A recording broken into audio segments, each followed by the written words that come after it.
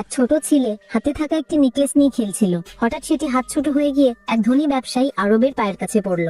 আরব নেকলেসটি তুলে দেখতেই অবাক হয়ে গেল, কারণ সেই আংটিটি ছিল তার প্রেমিকা মায়ার, যা সে 5 বছর আগে তার প্রেমিকা মায়াকে দিয়েছিল। সে দ্রুত ছেলেটিকে জিজ্ঞেস করলো, এই আংটি তোমার কাছে এলো কিভাবে? তার কথায় ঘাবড়ে গিয়ে একটি নারী দৌড়ে এগিয়ে এলো। সে জিজ্ঞেস করলো, আপনি আমার ছেলেকে কেন বিরক্ত দেখাচ্ছেন? আরব তার দিকে তাকাতে স্তব্ধ হয়ে গেল। সে নারী আর কেউ নয়, মায়া। 5 বছর আগে আরব তার বাবার ইচ্ছের বিরুদ্ধে মায়াকে বিয়ে করার সিদ্ধান্ত নেয়। ফলে সে পরিবার ছেড়ে বেরিয়ে যায়। জীবন চালাতে সে রেসিং কম্পিটিশনে অংশ নেয়, কিন্তু এক ভয়ঙ্কর দুর্ঘটনায় সে গুরুতর আহত হয়। ডাক্তাররা জানায় আরব বাঁচতে হলে কিডনি ট্রান্সপ্লান্ট প্রয়োজন। মায়া এক মুহূর্ত না ভেবে নিজেই কিডনি দান করতে চাইল, কিন্তু সমস্যা হলো সে তখন 7 মাসের গর্ভবতী। ডাক্তার বলল আগে ডেলিভারি করাও, তারপর সার্জারি। কিন্তু মায়া জেদ করে বলল, প্রথমে আমি আমার শিশুকে জন্ম দেব, যেন আরবের কাছে আমার একটি অংশ সবসময় থাকে। ডাক্তাররা অবশেষে তার জেদের কাছে হার মানে। শেষমেশ ডাক্তারদের রাজি হতে হলো। প্রথমে সন্তান জন্ম নিল, তারপর মায়ের কিডনি তুলে আরবের দেহে প্রতিস্থাপন করা হলো। কিন্তু মায়া ভাবতেও পারেনি আরবের বাবা তাকে ধন্যবাদ না দিয়ে উল্টো লোভী নারী বলে অপমান করবে। তাদের মতে মায়াই আরবের জীবন নষ্ট করেছে।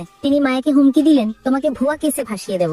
আসলে দুর্ঘটনার সময় আরেকটি গাড়ির সঙ্গে ধাক্কা লাগে, তাতে 3 জন আহত হয়েছিল। টাকা দিয়ে বিষয়টি চাপা দিলেও আইন অনুযায়ী আরবের 5 বছরের সাজার সম্ভাবনা ছিল। বাবা বললেন, যদি মায়ার সমস্ত দোষ নিজের উপর নেয় তাহলে আরব সব হারাবে। মায়া এক মুহূর্ত দেরি না করে হ্যাঁ বলে দিল। 3 দিন পর মায়া তার বন্ধু বিবেককে নিজের ভুয়া বয়ফ্রেন্ড সাজিয়ে আরবের কাছে পাঠালো। বিবেক বলল, মায়া তাকে ছেড়ে চলে যাচ্ছে, কারণ সে আরবের সঙ্গে সুখে থাকতে পারবে না। সে এমনকি একটি ভুয়া অ্যাবর্শন রিপোর্টও দেখালো এবং মিথ্যে বলল মায়া কখনো তোমাকে ভালোবাসেনি। এটা শুনে ভেঙে বলল আরব। মায়া পিছন ফিরে তাকালো না। আরব শপথ করলো সে কখনো মায়াকে ক্ষমা করবে না। 5 বছর পরে জেল থেকে বেরিয়ে এসে জানতে পারলো বিবেকই মায়ার ছেলে আরুষকে মানুষ করেছে। কিন্তু আরুষ জন্মগতভাবেই হৃদরোগী, বারবার অসুস্থ হয়ে পড়তো। একদিন হাসপাতালে যাবার পথে তার শারীরিক অবস্থা ভীষণ খারাপ হলো। ডাক্তার বলল জীবন বাঁচাতে অস্ত্রোপচার জরুরি, খরচ 30 লক্ষ টাকা। এমন সময় খেলতে খেলতে আরুষ মায়ের হাতে থাকা সেই নেকলেস ফেলে গড়িয়ে গেল আরবের পায়ের কাছে। আরবটা তুলে দেখে পুরনো স্মৃতি ফিরলো। সে বুঝে গেল এই ছেলেটি হয়তো তারই সন্তান, কারণ ছেলেটির চেহারাতেও তার ছাপ ছিল। সে প্রশ্ন করতে শুরু করতেই মায়া ছুটে এসে হাজির হলো।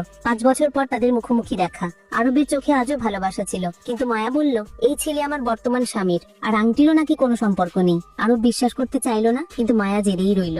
এই সময় বিবেক এসে ছেলেটিকে কোলে তুলে নিল। মায়া আরবকে বোঝালো, আমার জীবন এখন ঠিক আছে, তোমার কাছ থেকে দূরে থাকাই সবার ভালো। কিছুদিন পর আরুষের আবার শারীরিক অবনতি। হাসপাতাল জানালো আজ সন্ধ্যে 6টার মধ্যে সার্জারি না হলে বাঁচবে না। মায়া বিবেককে ফোন করলো, কিন্তু জানলো আরব তাকে বন্দি করে রেখেছে। মায়া ছুটে গেল আরবের বাড়ি, দেখলো বিবেককে মাটিতে চেপে রাখা হয়েছে। সে কাঁদতে কাঁদতে অনুরোধ করলো, ওকে ছেড়ে দিন, বাচ্চাটা মরে যাবে। তুমি যা বলবে আমি তাই করব।